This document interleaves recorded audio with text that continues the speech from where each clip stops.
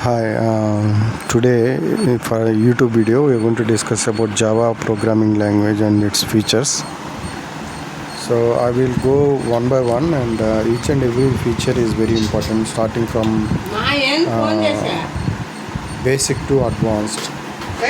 So you can see here, first thing is you need to understand the history and what is JDK, Java Development Kit, JRE, Java Runtime Kit, JVM, Java Virtual Machine.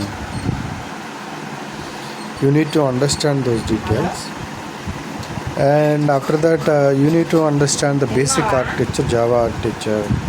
How do you compile the class? Let's say after writing a Java class, how do you compile it? How it will create dot class by bytecode. So, but Java is a beautiful, use case of Java is once you develop any Java programming, after you compile that, it will create a bytecode. Okay, and you can run that bytecode in any environment, any kind of OS. You take Linux machine, or you take Windows, or you take another OS. So you simply need to install the JVM and you can run the program. And the basic programming structures are, you see here, the basic programmings are data types, variables, operators, typecasting, input output comments. You see, these are very important thing. Okay. You take any programming language generally, what you do, so you need to understand what are the basic data types in that programming language. How do you declare variables? What are the operators? How many operators are there? Operators like equal to, not equal to. So many operators can be used for conditions, or for assignment of the variables. Typecasting, you need to understand typecasting. How do you read input? How do you write output? File system, so many things are there. These are the basic things, Java. So after that you will come to the object oriented programming. You see, object oriented programming is a very important thing. Unlike a procedural programming language, object oriented programming will have classes. Okay, how do you create a class? Because in real world entity you need to represent everything with the object, right? So for creating an object, you need to understand how do you create a classes and how do you instantiate the objects. And the constructor concept is very important. So for each class, internally they'll have a default constructor, and you can also create the constructors. And then you need to understand how do you pass the variables, how do you set the variables through the constructor, how do you set the variables of super class, so using a super keyword. So you will understand the basic details. And after that, modularity is very important in programming. So you have to understand how do you create a methods, functions. And when we are talking about methods, method overloading, you see, you can actually use the same function name in subclass also, and you can override. Basically, you can overload different functions with the names, and you can also overriding. There is an existing function, you want to add additional functionality, you want to change that, so overriding functionality will come into the picture. Inheritance is a very important thing, so you take a real-time example. So when you build some functionalities and features, and other people want to use the same thing, they don't need to do that from the scratch. They don't need to write it from the scratch. Rather, they can actually build some new features, and they want to add a new features, but the core functionality they want to inherit it, right? They don't want to write it from the scratch. So In those scenarios, we can actually use inheritance classes, inheritance concept. Subclasses, they'll actually inherit the properties of the superclasses. And polymorphism, as I told you, there are different methods with the same name, different functionalities. Generally it is nothing but overriding and overloading concepts. We'll do it inside a polymorphism. Encapsulation, you have to hide the properties fields that you are going to declare in a class or property in a class, so that the subclasses, whatever the class that is extending your subclass, will not be able to modify it, will not be able to access it. Basically the same class should be able to access the properties. So you will understand what is the private modifier, access modifiers, protected, public. You will get to know about that. And abstraction is also very important. So you can create abstract classes. You can actually declare abstract methods in interfaces, and then you can actually implement these classes either in you can implement these the actual classes and the subclasses, whichever the subclass is going to extend the abstract class or implement the interface which is having abstract methods. You can see that we have an interface and abstract classes. So these are the things. Interface will have all the abstract methods. Generally you need to implement each and every method if you are going to implement it. Abstract class, it can have different methods. So you can either create abstract method or concrete method. But in interface, most of the all methods are 100% abstract. You need to implement once. If you are going to implement it, you need to implement all the methods that are there inside the interface.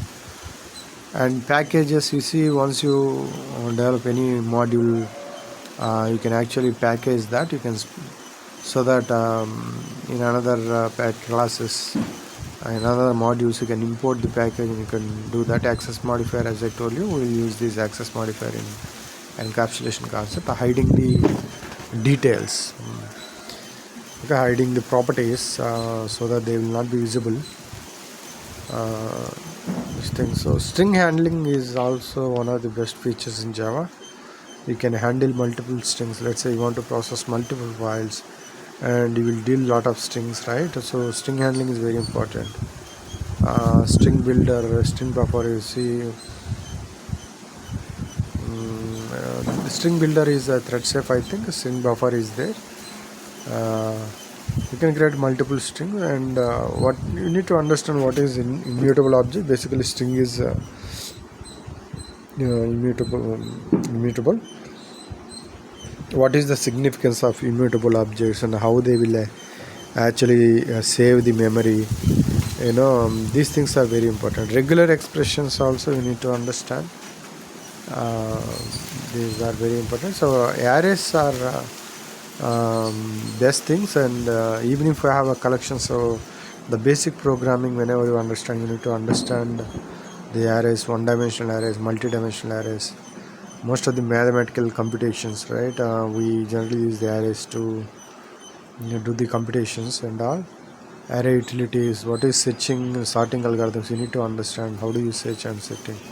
Bubble sort, merge sort, there are some couple of sorting algorithms, binary searching algorithms are there. You need to understand these things. And exception handling is also one of the best features in Java, because the thing is, whenever you are going to build any Java applications, you need to handle a proper exception, and you need to write a proper exception handling mechanism. You see, we use a try, catch, black methods, and finally throws. You see, you can also create a custom exception by extending a exception class. You can create a custom exception, checked exceptions. There are two different types of exceptions generally: checked exception and unchecked exceptions. Some exceptions, so you can actually um, handle at compile time, some exceptions, so you need to handle at runtime. Try with resource is recent feature. So sometimes whenever you are going to use any JDBC connections, or you are going to create some buffers, file buffers, or you may use some resources. Let's say you are opening some resources, and you have to make sure that you close those resources properly once you use them, otherwise it will unnecessarily leak the memory. Okay. A lot of memory. That is why these things are very important. Proper exception handling, you need to handle it, because you want to monitor and see the logs of applications. So these things are very important. Okay, so have a proper exception handling, the basic exception handling for any applications. How do you know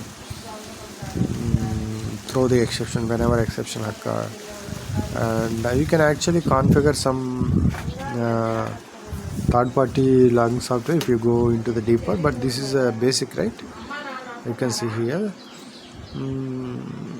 Third-party logging, jar files or log4j. You can actually configure a log stash, providing the log file and the format of the log. How do you need to do that? So if you are going to build application using Java, Spring Boot, right? So you will understand that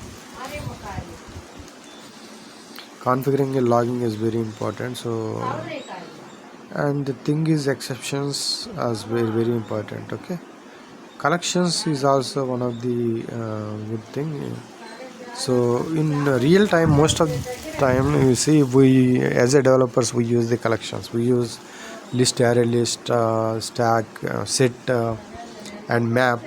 These are the three top collections we generally use in production. Even if you have multiple, collections like linked list, queue, dequeue, these hash map, linked hash map, tree map. Most of the time, the basic collection we use array list and set and hash map. We need to understand that most of the code we do it there. Until and unless it is a multi-threaded application, then things will change. You need to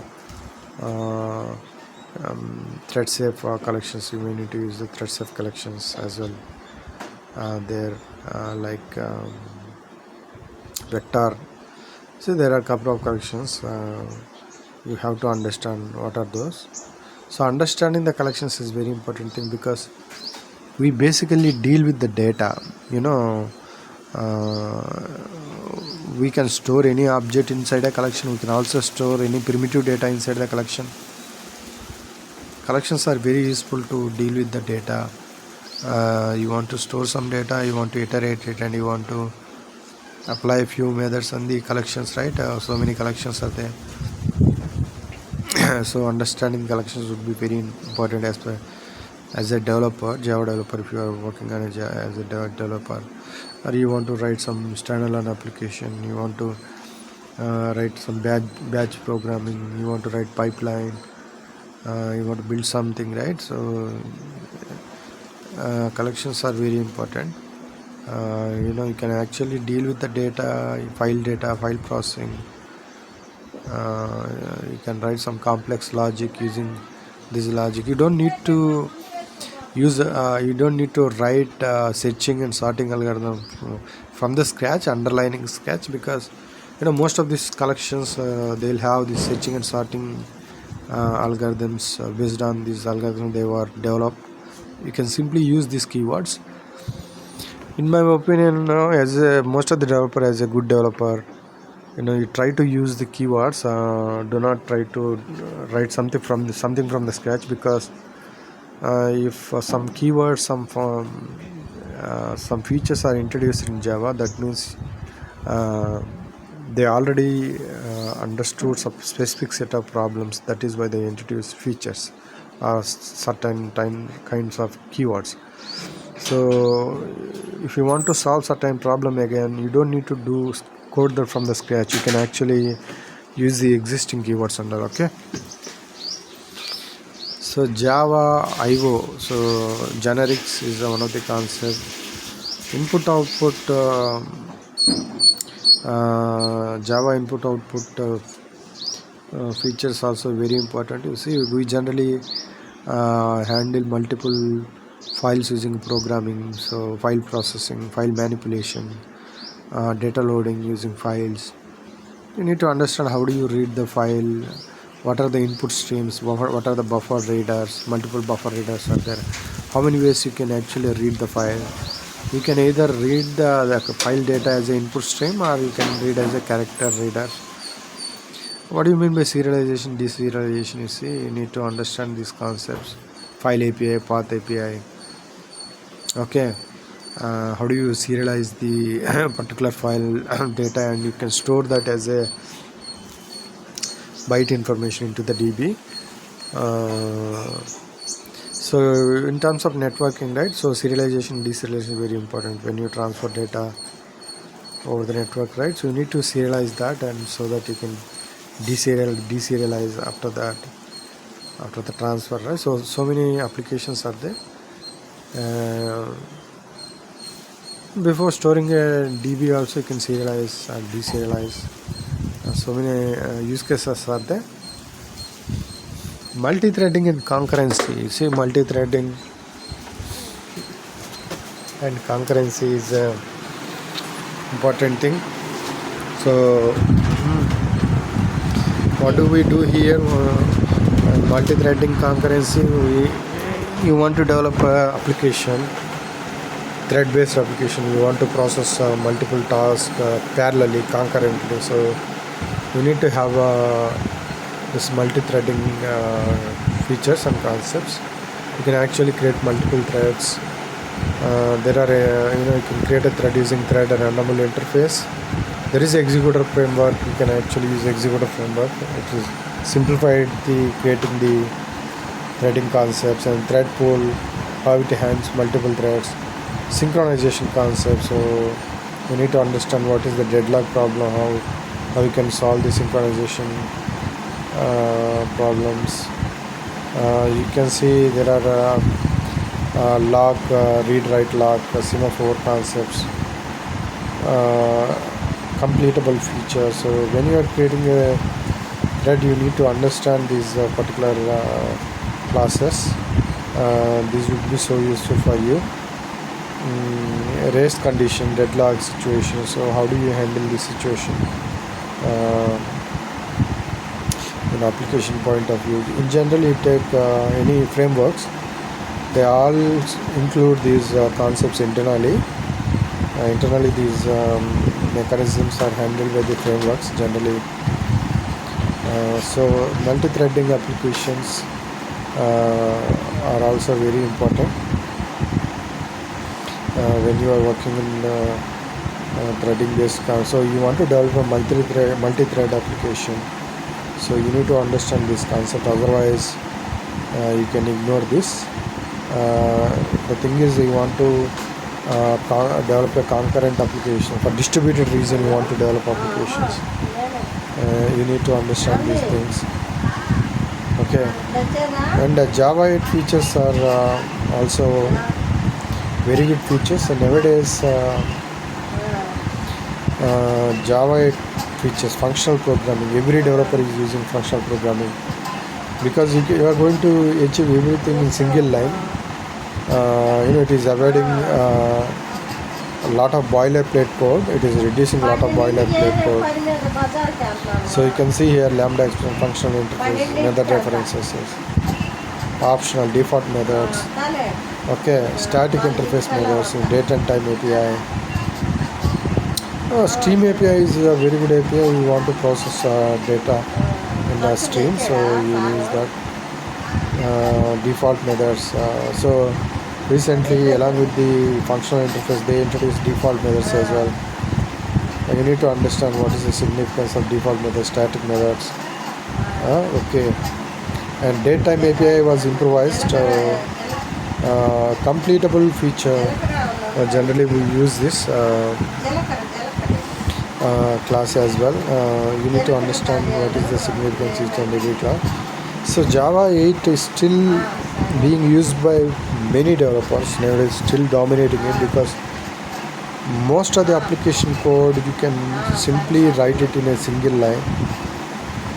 Using a Stream API, you can actually handle the lot of data. You can also process the data parallelly. Parallel processing is available. You can check out these Java 8 features. Very good features are there. You can use them. And if you see the Java 9 and 21 up to them, so many features are improved. Modular modules, JShell, where keyword was introduced, records concept was introduced. Pojo, you can simply create a Pojo and set the record, and you can also assign something to where keyword. Okay, pattern matching, switch check expression. Virtual threads is one of the good concepts. You can create multiple virtual threads. Virtual threads are not like a normal threads. These are different, and they'll just create a virtual threads for a process. These are very lightweight comparing to the heavyweight threads.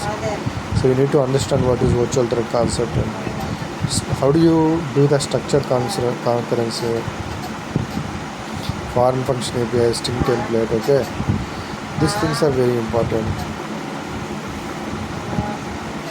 And reflection API is a class, method, field, constructor, dynamic loading,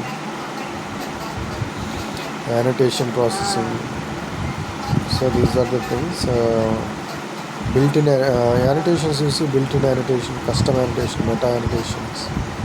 You can actually use annotations. How do you use existing annotation for Java programming? You can actually define custom annotations.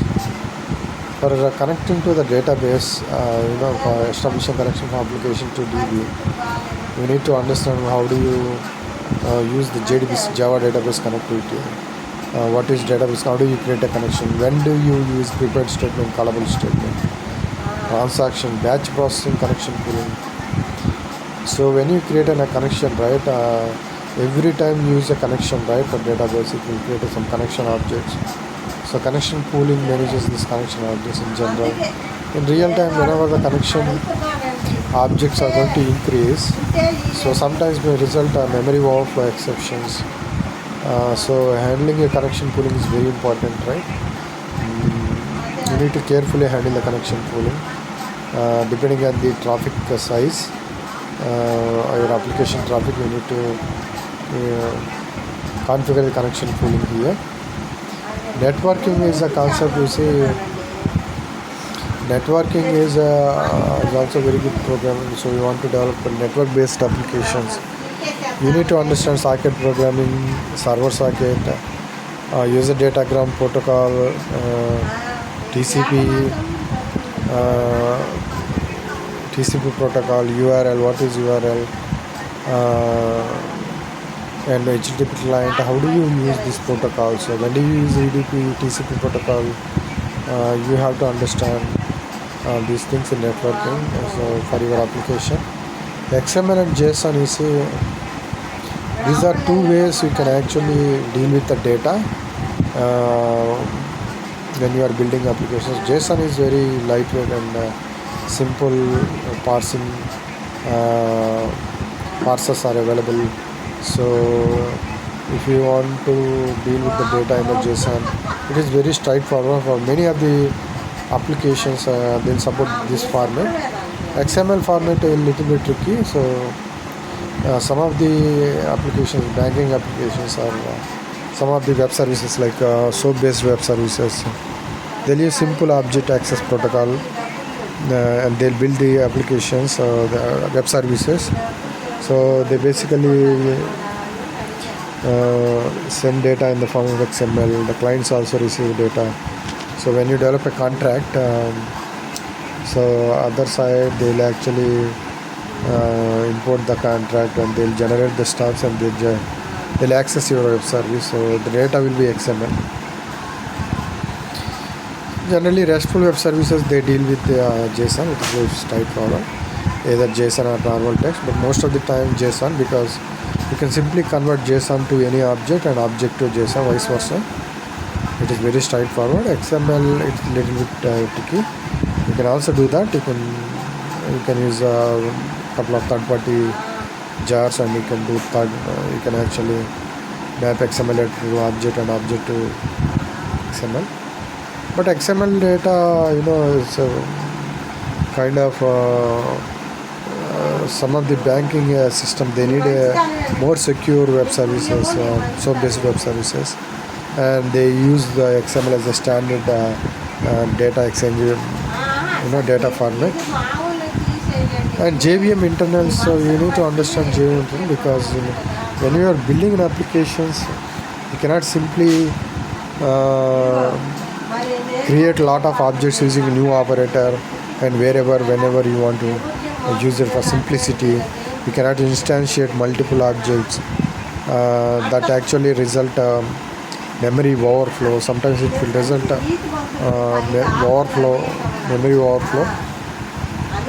So that is why you need to understand what is the heap memory, stack memory, metaspace, garbage collection, how the garbage was collected, unused memory, how it was deleted by the JVM, class loaders, basic just-in-time compiler, how the instructions were executed, memory model. You need to understand basic details, so that way you can build a proper memory efficient application. Otherwise, without understanding the memory structure, if you blindly build any application, there are some example and scenario we have seen that in production the application resulted in memory overflow, unnecessary leaking of memories, unnecessary creation of excessive instantiation of the objects using new operator, resulted application went into the hang state. So there are some problems we have seen it. When you are building an application, you need to consider these things, JVM internals, understand the JVM internals. That way you can build the proper infrastructure. Let's say you need to follow the singleton pattern. So one object is created, so that can be used by many places. So that way you can save a memory.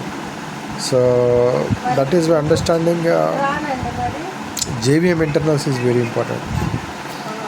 Performance tuning, you see, this is also important when you build an application. Sometimes you will see high CPU hikes, memory hikes, memory spikes, CPU spikes, and where exactly the application is giving a trouble. You need to understand this. So if you are getting any performance issues, you need to profile the application using different profilers are available on there. There you need to understand what is JVM options, heap dump analysis, thread dump, garbage collection, profiling, memory leak detection.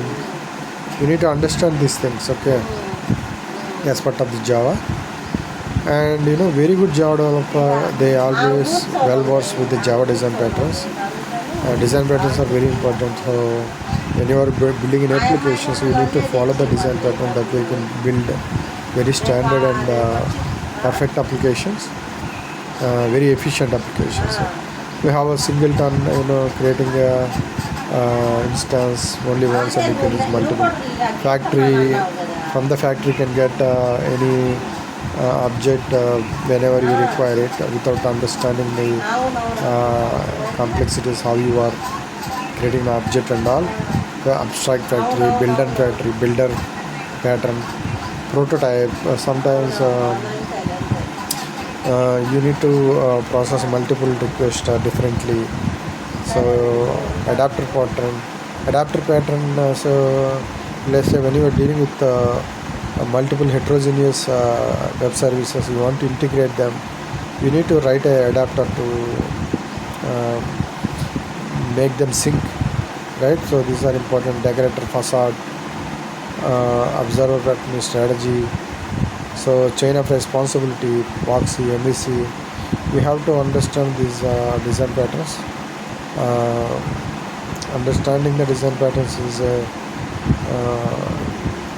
key responsibility of the senior developer or lead developer. So they need to understand these things. And functional programming, as I told you, when Java 8 was introduced, functional programming was also introduced. So how you can use the streams, predicate, and you can use existing uh, functional interfaces. You see consumer, supplier, predicate, and how you can actually process stream of data. So functional programming is very useful. You see, we are going to use anonymous code in a single line. How you are going to achieve a particular functionality using a functional programming? It is very important thing, and very good approach when you are actually coding Java applications. You can achieve most of the complex stuff with the one or two lines. You don't need to write bulk code, more verbose related modules. You can achieve things here just in one or two lines using functional programming. Security is also very important. You say security is the how do you handle the security SSL, how do you handle the configure SSL and TLS, encryption, how do you encrypt the data, how do you create how do you establish authentication, authorization, key stores are there, how do you use the key stores. Okay, Java Web Token is also a very important thing. Security when you are creating a Spring based application, JWT, need to understand JWT basics, authentication, authorization, and how do you configure SSL certificates. Okay, these things are very important.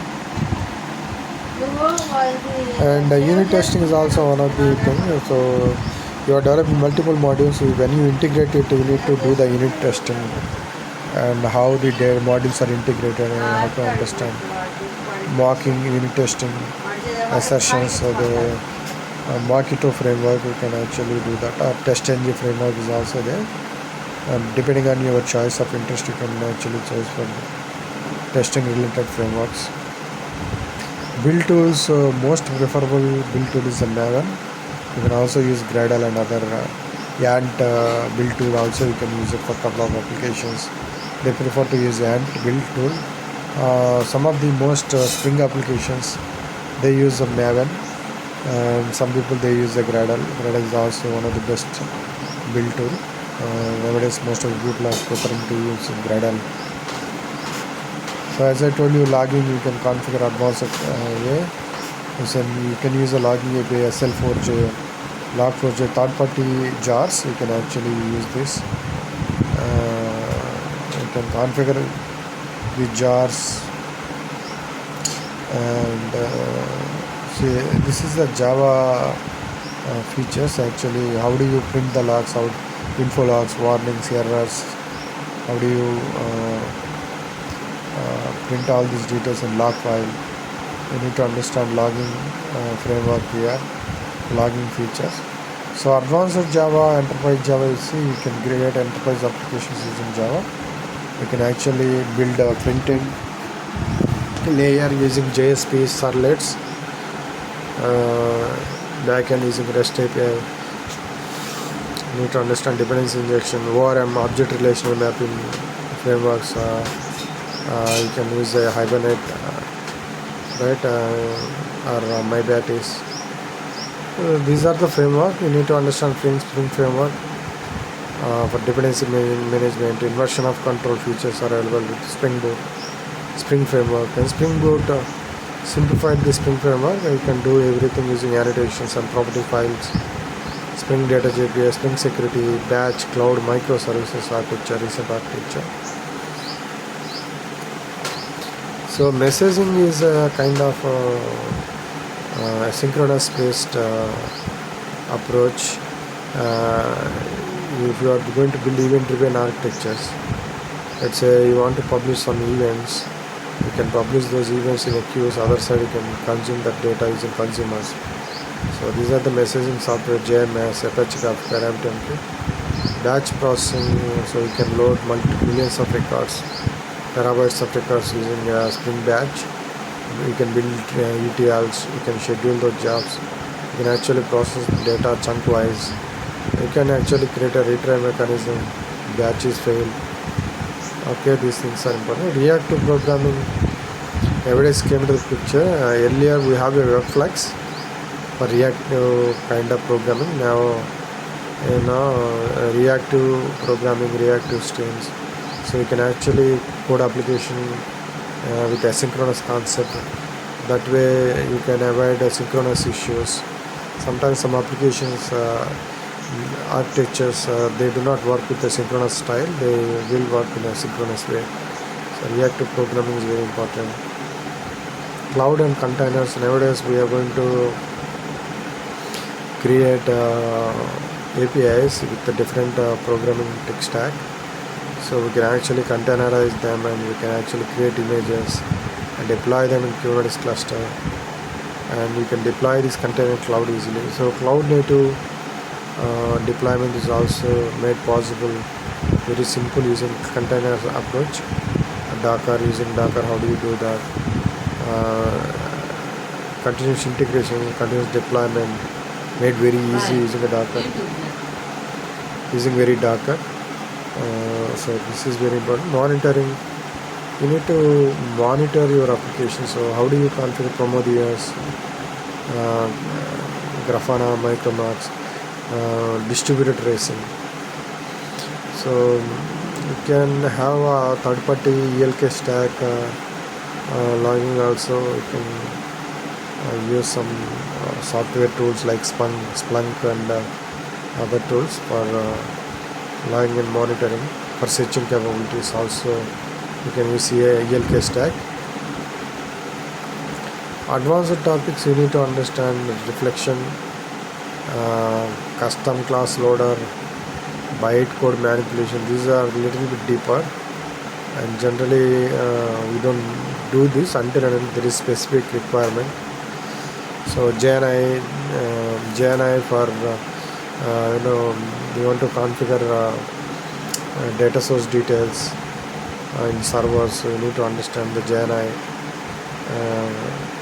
things and so these are very important things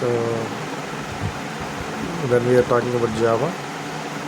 If you understand these basic, these are not basic, we discuss from the basic to advanced frameworks. You need to understand all these concepts very well to be an effective Java developer. I hope this video will be useful for you. Thank you for listening.